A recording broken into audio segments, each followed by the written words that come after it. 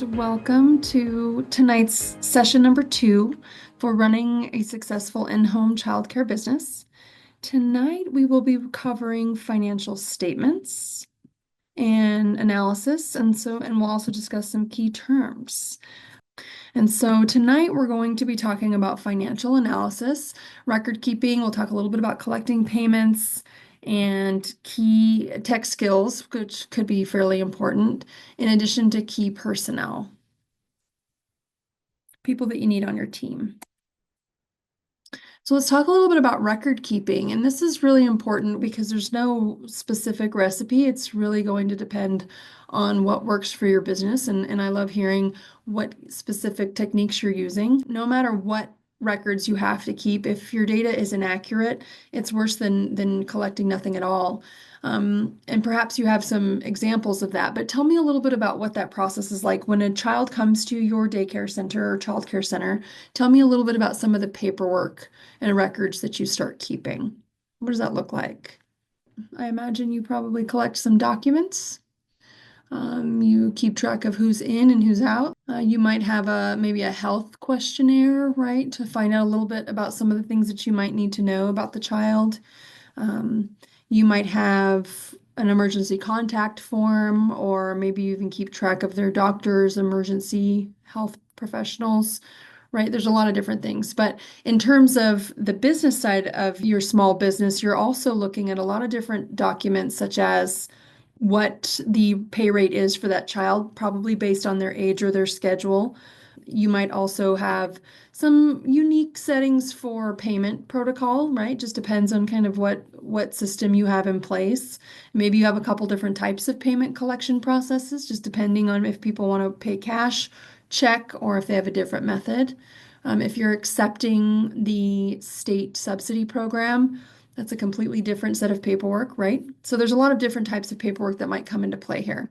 But it's up to you to determine what needs to be recorded and how to record it. But if you need help with that, if you just need help in general determining what types of documents you need to keep and what kind of records you need to keep, we can help you with that. We can help walk you through some of the things that you need to know, and then help you determine how that data might be helpful to you and how you might be able to collect different data or additional data so that you can have the information that you need at the end of the year. You need to train your staff to record as well if you have additional staff that come in, and this even includes substitutes, right? Thinking of things like boo-boo reports, right? How do you communicate with parents if an owie happens during the day? What happens if a parent texts you? How do you document that? Do you just maintain that thread, or do you transfer that? Do you write that down somewhere? Do you have any kind of record keeping for each child? Where do you write your billing questions at, or your billing communication at? Those types of things, right? Partial payments as compared to full payments. A lot of different unique situations that might take place. And make time to sit down and review those documents to make sure that you have everything where you need it, that you've kept up on some of that, and that everything is as accurate as it can be, because that's the most important thing. Speaking of payment protocol, as I said before, you might have a very different type of payment process than your counterpart that might be operating a very similar business, someone that's even on this call, right? Everyone does things slightly different because you oftentimes are creating a business that works for you, that works for your community, that works for your clients. And so there's no right or wrong answer here, but you just do need to set it up in a way that you can be consistent and accurate. That's the most important thing, is that you have accurate records of all of your sales. And that means accurate records of the payments that are coming in, what your clients owe you, and any additional documents or records that might pertain to your business revenues or expenses. Record keeping is also referring to any kind of expenses that you have or incur for your business. So, for example, if you go to Walmart for your weekly grocery run, and you also pick up some things for your business, one way to keep those transactions separate would be to conduct two separate transactions, right? Even if you're paying with the same card. Some people have one checking account for their business and their personal finances. Now, that's not always recommended, but some people do. In a small business like this, you might operate out of one checking account, but keeping that separate transaction, that separate receipt, and just writing on the top daycare or childcare or the name of your business will help you to keep those records separate. So when it comes time to do your taxes or to analyze your monthly expenses, you have a separate transaction that's specific to your business. And we can talk about the details of commingling funds and how that makes things difficult at another time. But that's just a simple example because it's probably something that we all do on a regular basis, right? So keeping things separate. Same thing with any online orders. If you keep them separate, then you can easily see, oh, these are business expenses. And it'll help you make some adjustments and keep things a little cleaner. Consider technology. And what I mean by technology is using your card as compared to cash, using an accounting software of some kind as compared to paper pencil, and only because it makes things a little bit easier, right? A lot of accounting software now will allow you just to bring those transactions directly into your software from your bank account. And if you use your debit card, or a credit card instead, then everything is so easily transferred and you don't have the need so much for a specific receipt. If you keep your bank account separate, then you can easily see those transactions and you can adjust them and create reports in just a few minutes, just a few clicks. Considering the specifics of technology, let's talk a little bit about tech skills. In terms of technology skills, we're all at a different place in terms of how comfortable we are with technology, but it is and can make your life a little bit easier, especially because a lot of times the learning curve is pretty low in terms of this business and the software that might come with it. Tana says an iPad to sign in, a computer and cell phone, right? So you're doing some type of attendance record with an iPad, which makes it easy and it gives you a little bit of time back, right? Because that's not something that you necessarily have to participate in. And that can be very helpful. So in terms of your time, in terms of accuracy, that's something to consider there is how accurate are parents. You might have to go back and check to ensure that everyone signed in fully or that there were no glitches in the system. Right? I mean, technology is not foolproof. There's still going to be some issues. If you need advising or you're not sure how technology might be helpful for you, we can help you. We can assess your operations and determine what might be the best form of technology for you to save you time, to save you money, to make that analysis a little bit easier for you. And of course, we want you to be confident in whatever you're doing. This is your business. We want you to enjoy the process. We want you to feel comfortable, and we want you to know how to fix issues as they arise. But we're here to help you during that process. Now, in terms of key personnel, personnel isn't just referring to people that you pay to come into your home and work in your business, like a staff person. Personnel might be referring to an outsourced professional that you use, such as an accountant. And that would be an important player to have on your team because as you know, we oftentimes have skills in a lot of different ways, in a lot of different avenues, but we don't necessarily always have the skills to do every piece of our business operation. And accounting may not be something that you want to do. If you got into this business because you love to work and provide service for the children, accounting may not be how you want to spend your time. So consider other players that you need to have on your team to help your business run smoothly. Find a pro that you like to work with.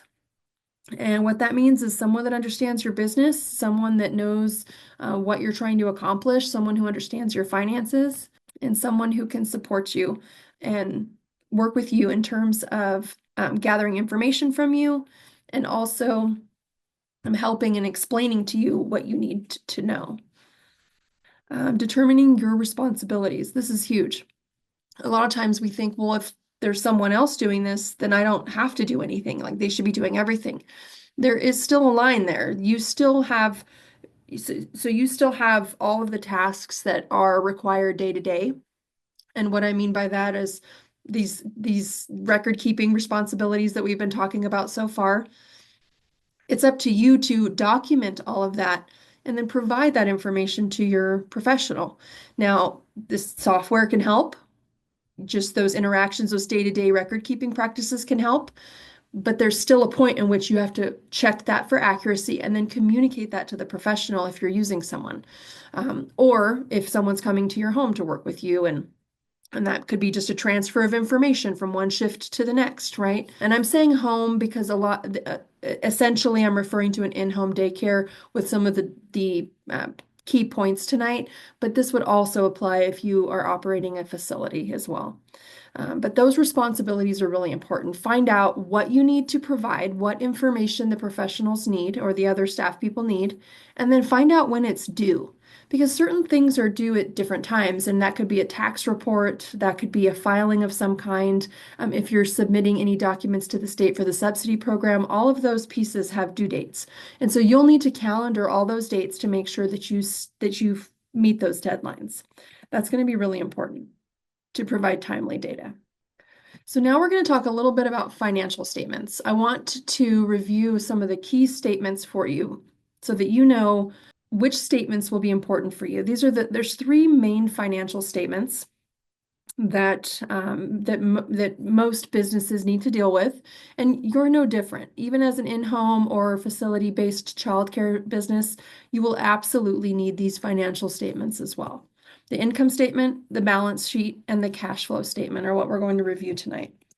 And so let's talk about some key terms so that you can be prepared for that. So revenue, the term revenue or sales, all that word means is money that you're bringing in, money that you bring in from the sale of some type of operation. In your case, that's enrolling new children, right? That is your operation. You care for children and you bring in revenue from that operation. Gross profit. And some of these terms may not come up unless you're actually looking at these financial statements, but gross profit is just another way to say your revenues minus your cost of goods sold.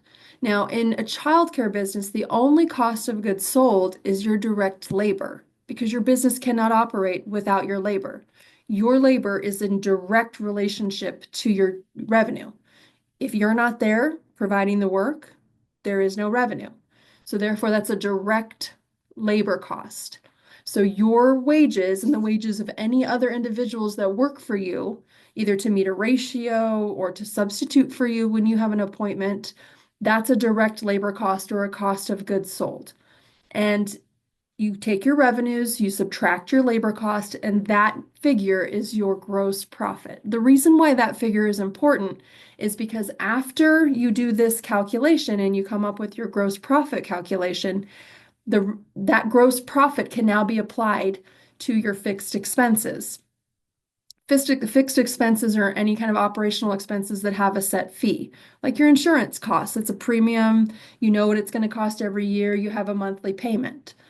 Even in some cases, there's other fixed expenses, and we're going to go over some of those today. However, your gross profit will be applied directly to your operational costs. Owner draw is another term that you might hear, and that refers to a form of salary. It doesn't have to be salary, it can be hourly, but it's a form of payment that you receive or that you take money from your business for yourself, right? You take it for yourself either as payment or to pay for something like a car payment if you use your car for business or a benefit of some kind, right? And so essentially you're taking that draw as a form of payment and it's coming out of the equity of your business. So owner draw is one way that you can pay yourself. That's not the only way. Equity is another word that you might hear quite often. And equity is the value of your assets if you were to liquidate your business, the value of those assets minus any debts that you owe for your business. And so this is, again, when we consider keeping some of our finances separate, it's important to do so because in the event that you're ready to retire, it's important for you to know the value of the assets that you have. If you wanted to sell your business or transfer that business to someone, you want to know how much equity you've built up in your business. And some financial ratios, which will be important as well. Your operating expenses divided by your revenue will give you your operating expense ratio. Now, I know this might feel like I'm not sure why I even need this. This is important for a few reasons. In some businesses more so than others.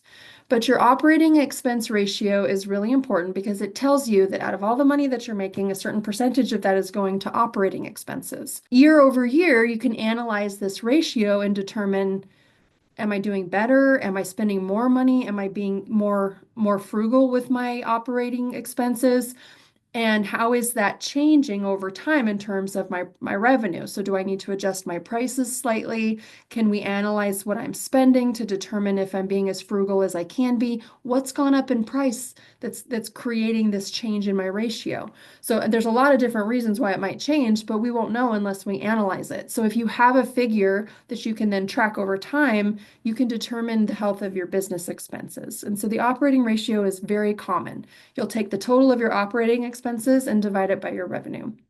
Your labor cost ratio is important too. Now, if you're the only person working, if it's a one person business, a one employee business, and you run that, then this ratio may not be very important to you at all. But if you're operating a center, a facility, this ratio is extremely important to you because you want to see, in terms of my revenue and my capacity, what are my labor costs? And so again, you just take your total labor costs. Now, this could be for a month, this could be for a year, a quarter, in whatever frequency in which you want to analyze your business costs. You take your total labor costs and you divide it by your revenue, and that will provide you with that expense ratio, that labor ratio. Income statement. So remember, we're going to talk about three common in financial statements today, and the income statement is probably the most common. An income statement is a summary of all of your revenues and your expenses in any given period. Now, most businesses will do a monthly income statement, quarterly, or an annually, but it's totally up to you. You can do them as often as you need to, and it's essentially from point A to point B on the calendar of during this period. This was a summary of the whole picture, the whole enchilada. And it's a very commonly used statement, and it's absolutely a statement that you'll need if you're going to purchase something for your business and you need to get a loan. And what I mean by that is perhaps you've been running an in-home daycare and you'd like to expand to a facility, but you want to purchase a facility rather than lease. You're going to need income statements, and typically they're for 1 year when you take them to the bank. So you will summarize your sales and expenses within whichever period is necessary, either for your analysis or the bank's.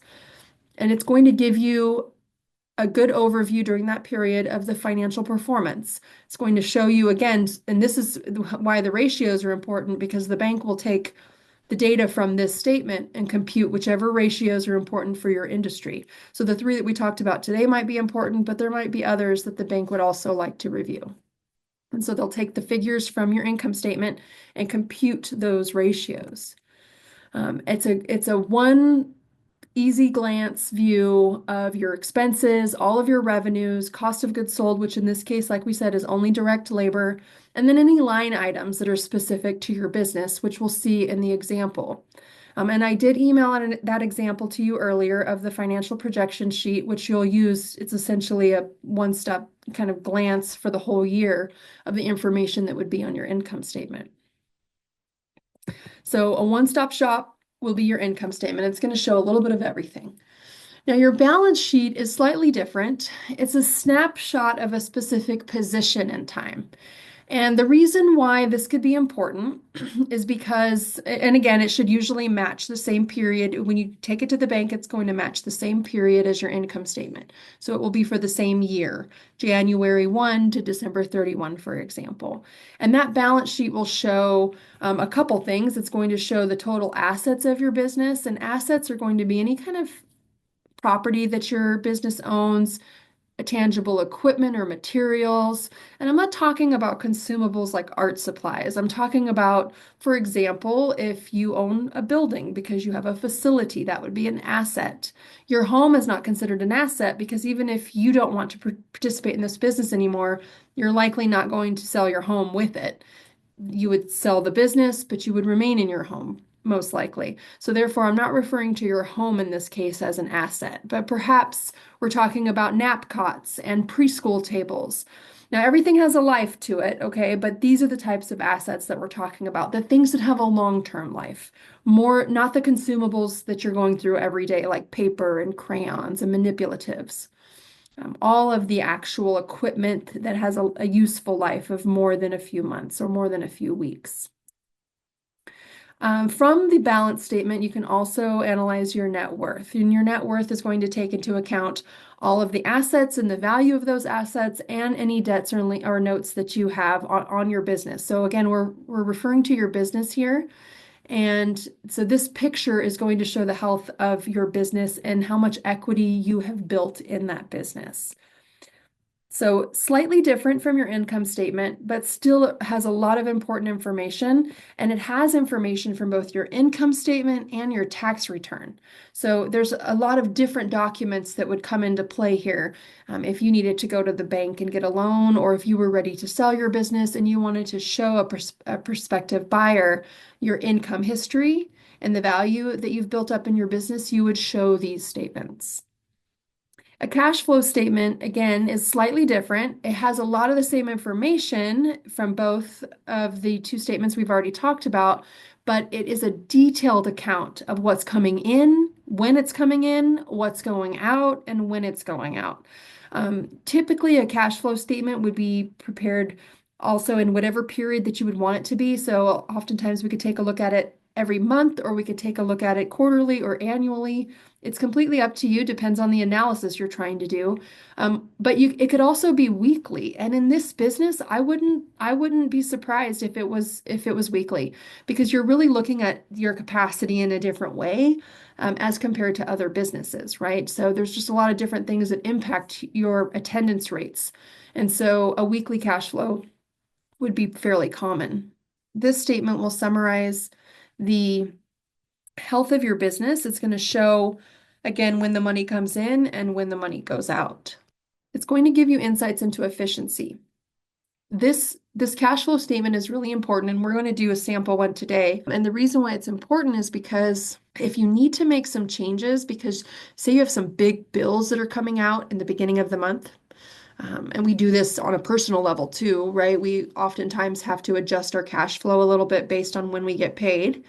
And so if you have some big bills in the beginning of the month, but your parents aren't paying until the 10th or the 15th of the month because that's the arrangement that you've made, then you may have a cash flow problem. And it's not necessarily that there is a lack of revenue, it's just that the timing is off. So the cash flow statement will help you to plan for that. And we can take a look at what that will look like today so that you can make some adjustments. So things like pre-charging for care. So for example, you pay for your care at the beginning of the month for the care that your child is going to receive for the entirety of the month, then you're paying ahead of time. So you're getting prepaid for the work, for example, and there's probably different schedules, of course, for your payments, but that might help you address any big bills that are coming for your business by accepting prepayments for that entire month or for that entire week. So again, just being able to make some adjustments and looking ahead can help you plan how you need to set up your payment protocols. And when the bank looks at this, or when we look at this together, if we're just analyzing your finances, it's going to help us to understand how you're managing your inflows and your outflows and whether that's the most efficient way to manage them. And so just to summarize, the three different types of financial statements, they're all for specific periods in time. However, the balance sheet could change from one day to the next, right? Because if a bill comes out, then you've developed, you have lost a little bit of cash there, but you've built it in equity. If, for example, you receive a large cash inflow, some income comes in, and that's also going to change your balance sheet. And so from one day to the next, that one might vary slightly. But the income statement should be set for that period of time, as should the cash flow statement. And this just gives you a little bit of a summary of what we just talked about and what the reason for each of these statements is.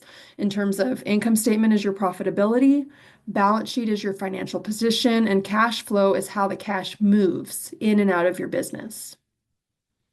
So they're all very unique. But some of the information that you need for one is the same information you need for the other two. So this is what I mean by accurate information is so important. Your records are very important. Let's start by taking a look at the tabs at the bottom. So we have the cash flow, which we just talked, that was the last statement that we just talked about. You have your income statement. That was the first one we talked about. And then you have your balance sheet. Now these are connected in Excel. So you don't have to necessarily learn tonight how to create all of these because they're going to auto-populate. The thing with Excel, if you've done any kind of spreadsheet work, is it is beyond easy to mess up a formula inside the cell. Not a big deal. You can always just download the sample again and start over, or I can help you fix it, either through a phone call or another Zoom meeting. So this is just a sample document. I would suggest that if you haven't created one of these for yourself, that we absolutely have a conversation about creating one for yourself so you don't have to do it from scratch. If you're using any kind of online banking or accounting software, it can do this for you in a snap, but I still want you to know how to put it together and what all the components are.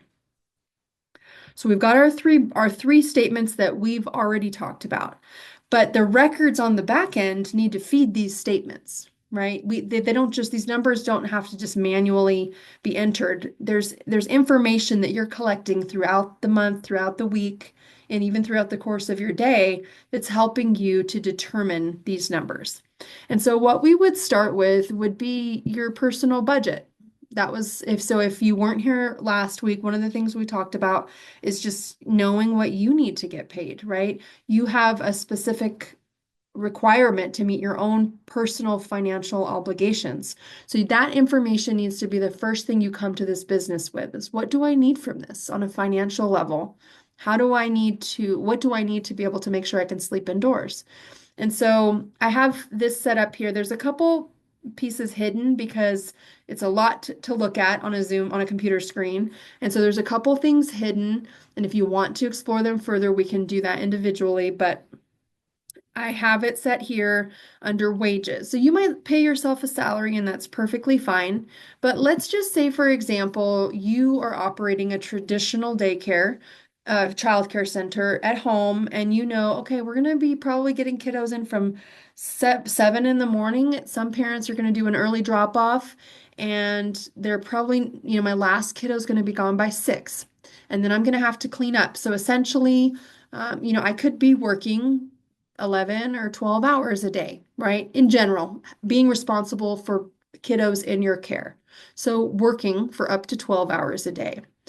And if you run a pretty tight ship, you might be able to be wrapped up as soon as that last kiddo leaves at 6. So let's say 11 hours. So you're working 11 hours a day. And I'm just going to put this into the cell so that you can see what I'm calculating. 11 hours. And we're working 5 days a week. From 7 in the morning until 6 p.m., we are on call for the kids in our care. And then I'm adding an additional 2 hours a week for grocery shopping, organizing that, and preparing my menu for snacks that I provide, for example. And again, these are just all examples. You might think like, oh, I don't do things like that. That's okay. I just want you to see kind of my thought process behind it. So then I'm going to add another 2 hours. And so that's going to be 2 hours a week.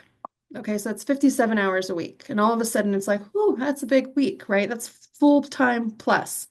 But 57 hours a week, I have it auto-populated here at $20 an hour, which is absolutely, again, you don't have to use this amount. This is just an example so you can see how I'm calculating this. This worksheet is already set up with some pre-populated percentages for your federal taxes.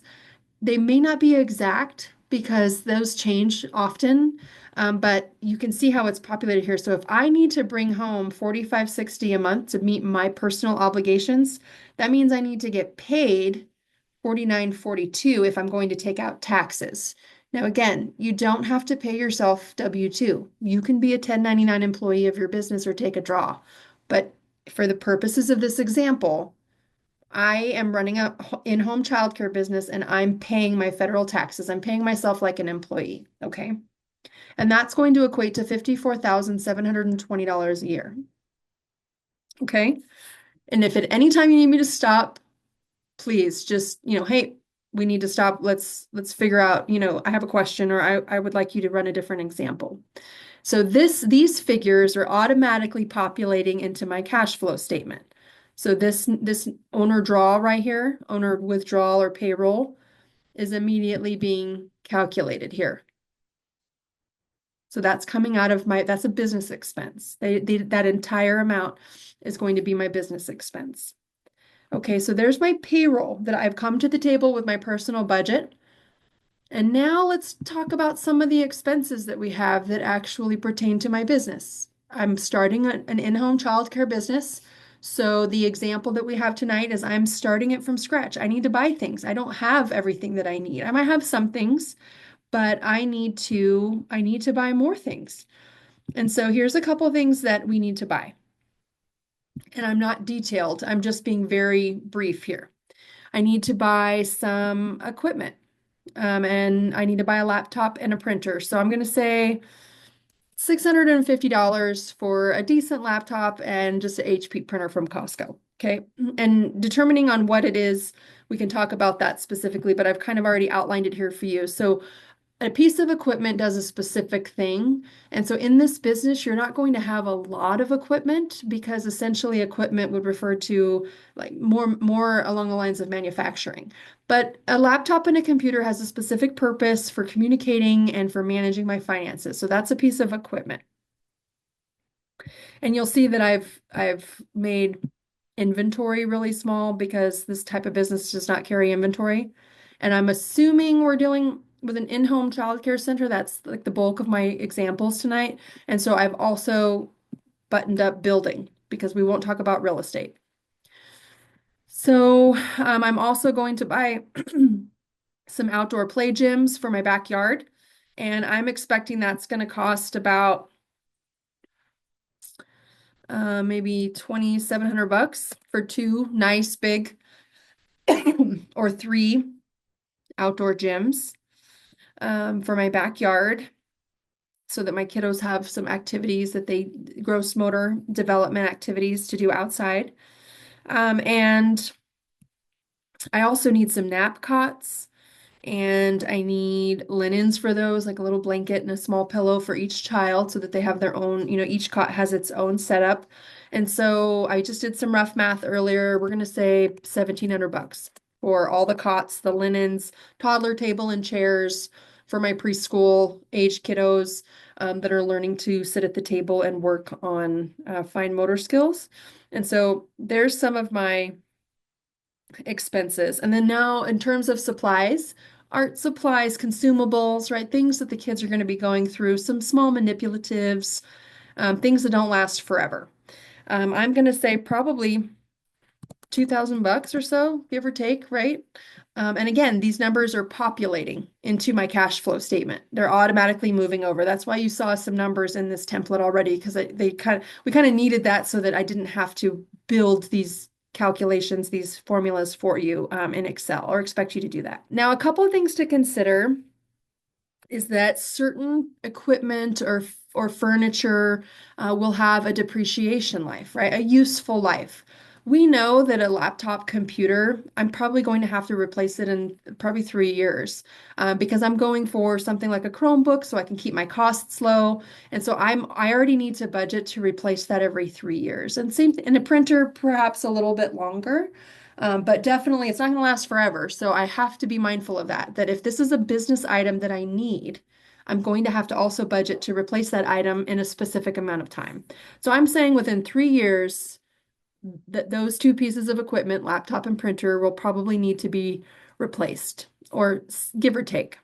And then I'm saying my cots will probably, if I take care of them, and my toddler table and chairs, if I'm really mindful in how to take care of them, I should be able to get good use out of them for at least 5 years. And of course, I'm referring to things like, repairing things if they break, making sure I'm being mindful on how we use them, helping the kids to know how to take care of things so that I can keep my good equipment, my expensive equipment for at least 5 years. And so this worksheet is already calculating the depreciation for me based on that information. And I have a total startup cost for those pieces of equipment that we talked about, furniture, fixtures, and supplies of $7,050. Okay, those numbers are automatically populating into my cash flow statement. Are we doing okay? I don't want to lose anybody here because I realize this is like a sea of numbers. So please let me know if you want me to slow down or stop. We can do that too. Okay, so let's take a look at our line items. So our line items are going to be from cell number 23 all the way down. And there's a couple hidden things here that I've hidden for a reason, but all the way down to 36. Okay. This Y in front of here was only so that I could get it to alphabetize appropriately. Okay. Because I wanted that at the bottom. You may not need a loan. You may not need a loan at all. And if that's the case and the two of you don't need a loan, we can just not even talk about those. But I wanted them at the bottom so that at least if we need to talk about them, they're down at the bottom and not in the mix. Um, but each line item here needs to be relevant to your business. So now this template that I'm using for our class tonight was adapted from a much larger template that has probably twice as many line items. But I have experience in this field, and I thought postage, probably not something we're really going to be using. We can avoid using postage by just emailing and communicating in other ways, right? So I took that out. And there was several other line items that just don't apply for this example. But if there's something that you don't see here that you want on your budget, then we need to put that in there. So feel free to throw that out to me and say, well, this is, you have something, you don't have something on this example that is an important part of my budget. Please let us know. This can be as detailed as you need it to be. These line items are somewhat general, but you can have a very detailed cash flow statement. But just remember, you have to then track that with record keeping. So what I mean by this is if you want to keep your program supplies detailed down to art supplies cost me this much every month, and gross motor activities cost me this much every month in terms of balls and different kinds of PE equipment, then you would need to track that. So when you go to Walmart, your receipt would need to be fine motor. That's a fine motor item. That's watercolors is fine motor, crayons is fine motor. And I don't know if that's feasible. I don't know if it's necessary. So I would just say to be mindful of what you're trying to achieve, and then we can determine together if you need support how detailed your record keeping needs to be. Okay. But for tonight's example, I'm trying to keep things as general as possible so that we could keep it all on the screen. So accounting. So here's your owner withdrawal. Your salary has already been populated from our payroll tab.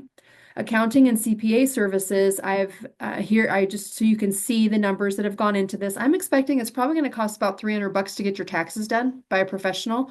Maybe not quite, but I mean, we can always adjust that, right? It's super easy to make some adjustments here. So I just divided that by 12, and then I added $17 because Wave accounting software is a really useful accounting software program. It's a great alternative to more expensive and more popular programs, and that's the pro version is $17 a month. I personally use it for our trucking business, and I love it. And it does what most small businesses need. If you're not in manufacturing, it should be perfect. So again, you don't have to use software if you don't want to. We could take that out. You could just account for your accounting, for your accountant to do your taxes if that's all you need. This is completely personalized to what you need. But that's what that number, that $42 stands for, getting my taxes done at the end of the year, and a monthly fee for the pro version of the accounting software I like to use so that I could print all this out in just a few clicks and I don't have to sit here and do this again. Okay, bad debts. Now, bad debts is when you have no chance of getting paid. This doesn't apply in a lot of businesses, but it does apply in childcare. This is what I mean. You come to me, or let's turn it around. I come to you and I say, I got a new job and my pay period is different. So I'm actually not going to get paid for 2 more weeks. Is it okay? Can I delay my pay for 2 weeks and then I'll owe you back? So I'll owe you for the 2 weeks that you just provided. Something happens and I don't get paid as much as I thought, or something happens for me personally, and I say, well, actually, would it be okay if I only pay you for 1 week? So that 1 week that's still hanging in the balance could be a bad debt. There is a chance that you will not get paid for it. Now, I'm not suggesting that you make a habit of these practices, but life happens, and sometimes we're just empathetic with our clients. So if there's a chance that in your business you're not going to get paid, then you would account for it on this bad debt line item here. I'm hoping that's not the case. And we can take it out. If you're like, absolutely not, no pay, no child, no care. That is my rule. Then this would not apply. But it is common in this business. So that's why I left it in there. So equipment and materials. This is, again, doesn't really apply here, but the computer, the laptop, and the printer does apply. So that $650 that I budgeted for that new equipment is going in this first line, which is my startup expenses. This first line, I'm going to scroll all the way up, so watch the whiplash, is startup expenses before my business even launches. That is what I'm referring to. I have to pay to get stuff so I can start my business, and that's my pre-startup. So that 650 came right over. Okay. So did my furniture and fixtures from my expenses list. So those furniture and fixtures popped up and I'm just going to scroll over there for a second, $2,200, right? So I only brought half because I told myself, you know what? I don't need all my outdoor gyms right now. I really only need one or, one nice piece of equipment outside. I'm going to try to budget. And then in a couple months, 6 months, or maybe even next year, then I'll purchase my other big piece of equipment.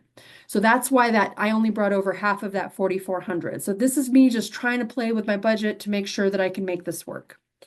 Liability insurance, I'm going to have to pay $400 down, and then I'm going to have to make a $125 a month payment. Again, these are just numbers pulled out of my hat. Licensing and permits, $104 to start my LLC, $50 for my childcare permit. And then every month, I'm planning for my renewal of my LLC, which is going to be about $60, and then my $25 license renewal fee for DFS. So again, that's why this number is kind of an odd amount, is because I'm budgeting saying if I save $7.08, that bill is paid for at the end of the year. So this is how I kind of adjust what I need to put away every month to make sure all my bills are paid for. Miscellaneous expenses, I don't really know exactly what is going to be miscellaneous. Let's just throw a couple $100 in there for extra stuff that comes up, and then I'm going to budget $45 a month to make sure I have some extra money for art supplies, a field trip, book club, book scholastic purchases, things like that, right? Just to make sure that the kids are having an awesome experience. Renovations and maintenance. Now, this is going to vary completely, but I am saying I need to put up a framed wall to block off my den because I'm turning it into a classroom, right? And then I'm going to install new window locks for the space that the children are using because that's required perhaps. And then maybe a keypad lock so that parents can come in and I don't have to go answer the door and leave the kids that are already checked in. And so that I'm going to say $2,800 is what that's going to cost, right? And then I'm going to budget $40 a month for just additional repairs, touching up paint, repairing any kind of damages, shampooing carpets, whatever I need to do. I'm just going to throw $40 a month down there. And then I have also software and CRM, which is optional. I have a really great software that I'd like to use to communicate with parents, and it's going to cost me $25 a month. So I'm going to give it a try. Curriculum and supplies. You are going to be purchasing a lot of different things because it's going to be specific to you, but I don't need everything up front. So my purchases list shows that my supplies are budgeted at 2 grand. I'm going to only purchase half of that now. I'm going to spend, I think, about $1,000 on my supplies, and then I'm going to budget for the rest of that, which is the other 1,000 to be kind of spread across the year, right? And so that is essentially how I've built my budget. I don't have anything in here for training because I think there's a lot of free trainings like this one that I could take advantage of. And I can get stars credit for it. So I'm going to try my best to take advantage of free trainings as much as possible. And I've built my budget. There it is. Those are all my expenses. They're just estimates now. I don't know exactly, how accurate they are, but it's my best estimate with the information that I have. We're not going to talk about loans right now because I'm hoping that I won't need one, right? That's my hope. Okay. So the bottom of my cash flow statement is all my expenses. The top is my revenues.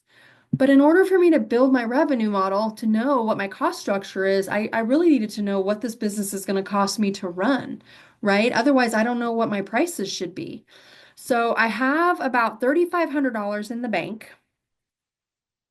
And I'm going to use that to kind of start and pay for some of my expenses. So that's what this is. So my cash on hand when I start my business, I'm going to invest $3,500 into my business to pay for some of these expenses.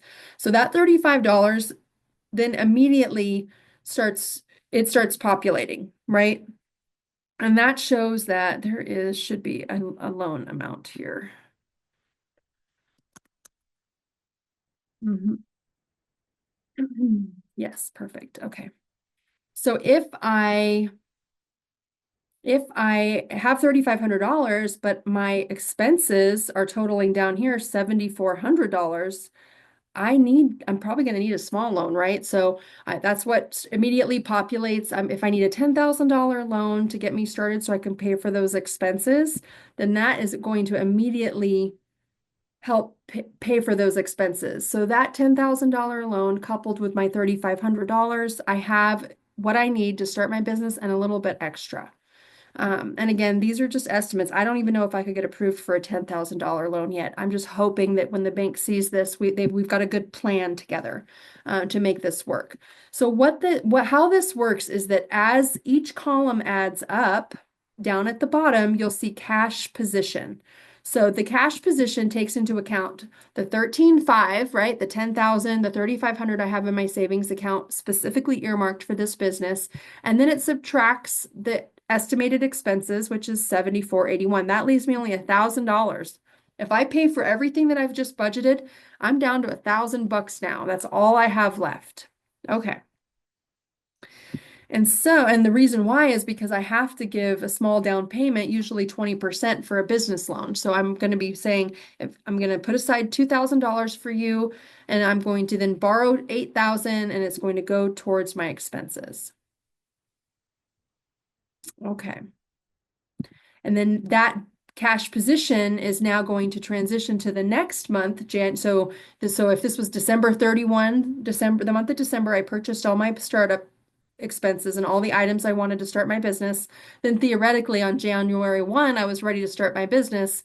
Between December 31 and January 1, I should still have $1,018.50. And so then it immediately moves over. And now what I've done is I've calculated my expenses based on my capacity. So if my expenses total down here at the bottom, we see the total expenses is $5,864. So $5,864 is my expenses. And if I'm only licensed for 8 children, then I've just calculated that by 8 children, and then I've added a 10% margin markup, right? For like, what if I've made a mistake on my estimates? What if my insurance is more expensive? Because again, I'm just trying to get a good sense here. So I wanted to give myself a little bit of a buffer. So I added 10%, which is the 1.1, 10% so that I could adjust and adapt my revenue. And so what that says is that if I'm, say for example, I'm watching 8 3-year-olds, right? That's again, the purpose of this example is just to make the numbers work, easy peasy. If I'm watching 8 3-year-olds in my preschool, then that means essentially for full time, I would need to charge $806 per full-time student. And so that would cover my expenses. So that's bringing in just above that rent, just 10% more than my expenses. So whether or not that margin is appropriate, we'd have to adjust. We'd have to adjust a little bit, right? And we need more information to solidify these numbers we've just estimated. But that's saying, okay, if I charge $806 per full-time student, I would make my bills. I would make my bills. Now, what if something breaks? What if my computer falls off the table and I have to replace that computer before 3 years? I'm not really prepared for that. So again, I might have to make some adjustments, right? But that's how the numbers work. And so that's how I have created this projection. But there's other situations that might come up, right? Like maybe Abigail Adams drops in April because her family moves, they get a new job. I now have an open capacity there. So that's $806 that I'm not bringing in. So you have to, of course, adjust that margin of markup to be consistently addressing those issues that might come up. That's your risk mitigation plan. Now, some other things that I can do is I can keep a waiting list. I can ask parents, consistently, let me know how things are going. Please give me a 2-week notice if you have any changes. There's all these little things I can do to try and prevent capacity that's unused. but it's not typical that I will be at capacity all the time, 100% of the time. So this is slightly unrealistic, right? There's definitely going to be some issues or sometimes think about December, for example, where I may actually only have half of my kids in December because families travel or families want to stay home, they want to go on vacation. And so again, I have to make some slight adjustments to adjust for the situation that's specific to my business and my business model. Does this make sense? Do you see kind of how I'm putting the numbers together and how it's calculating?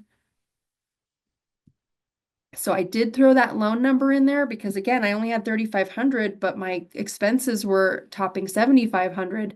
And so that loan immediately populated an interest and principal payment so that I can also see, okay, so with that payment, I can still make my bills. Okay. So I'm able to make my loan payment. I'm able to meet my personal financial needs, right? I can with the wage that I've put in, and I see that my cash position is growing.